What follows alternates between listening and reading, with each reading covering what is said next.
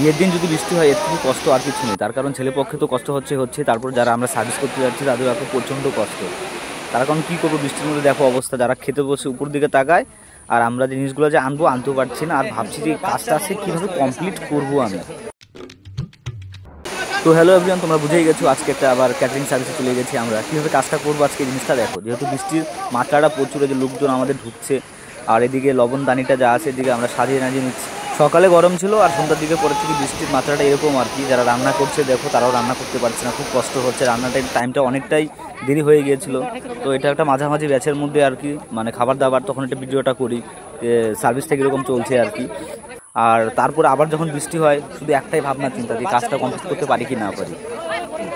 পরে আর কি আজ আরেকজনকে দেখাচ্ছি, ওকে কে কে চিনো, ওকে বলো তো। আর যাই হোক, এদিকে ক্যাটারিং তো এরকম চলছে আমাদের আর কি। আমাদের ক্যাটারিং সার্ভিস বৃষ্টির মধ্যে একটু প্রবলেম হচ্ছে সবারই। তারপরে যারা দেখো যখন বৃষ্টির মাত্রাটা পুরো বেড়ে যায় তখন সবাইকে উপরের দিকে তাকাচ্ছে কি ভাবা, যদি মানে খাওয়ার পাতের মধ্যে পড়ে যাবে না, তো এরকম একটা মানে ভয় কাজ করছিল সবার মধ্যেই আর কি। আর মাঝামাঝি যখন আরও প্রচণ্ড লেভেলের বৃষ্টি তখন আমরা খাবার দাবার পুরো ঢেকে দিই, তার কারণ খাবার দাবার তো নষ্ট করা যাবে না। আর আমি এদিকে সাইডে আসছিলাম একটু দিকে কিছু খাবার দাবার নেওয়ার জন্য আর কি। তো বৃষ্টির মাত্রা এরকমই যে আর ভিতরে আমি যেতে পারছিলাম না, আর এদিকে জল টল একদম একাকার হয়ে যায়। যারা রান্না করছিল তাদের তো বিশাল অসুবিধা, ইট টিট দিয়ে দিয়েছে এখানে।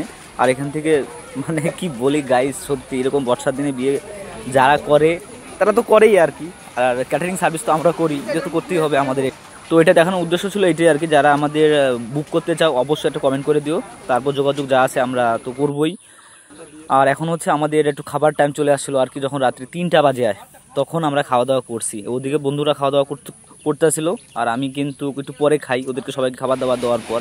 তো আমি ব্যাক ক্যামেরা দিয়ে ওদেরকে দেখাচ্ছিলাম, আর সামনে ক্যামেরা দিয়ে কিন্তু আমি তুলতেছিলাম। তো যাই হোক, এটা আমি আর আমারটা তুলি নেই। আর এই ভাইটা বলতেছিল আমি এরকম করে দই খাবো, প্লিজ তুলিস। তো তোমাদের এটাই বলবো আর কি, খারাপ কিছু ভেবো না, কেননা ও সেদিন অন্য কিছু খায়ও নাই, তো এর জন্যই আর কি। তো দেখা হচ্ছে আবার নতুন ভিডিও।